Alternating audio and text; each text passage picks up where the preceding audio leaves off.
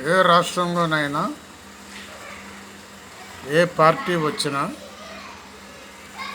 ఆ పార్టీకి కొన్ని ప్లస్ పాయింట్స్ ఉంటాయి, కొన్ని మైనస్ పాయింట్స్ ఉంటాయి. అదేవిధంగా ఈ తెలంగాణ రాష్ట్రానికి ఈ టీఆర్ఎస్ పరిపాలనలో ప్లస్ పాయింట్స్ ఏంటంటే electricity, water main important. Minus points ఏంటంటే అప్పులు ఎక్కువ చేయటం, అప్పులు ఎక్కువ చేసి దీనికి ఖర్చు పెట్టడం, ఇది మైనస్ పాయింట్.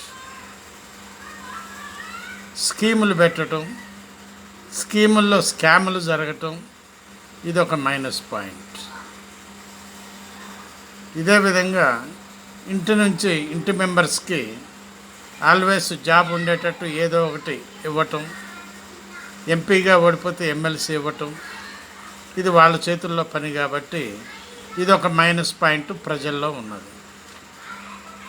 ఇప్పుడు ఇది టోటల్గా చివరకు ఏమైందంటే చిలికి గాని వాళ్ళ తయారై కేసీఆర్కే ఈ ముళ్ళు గుచ్చుకున్నట్టుగా కనబడుతున్నది.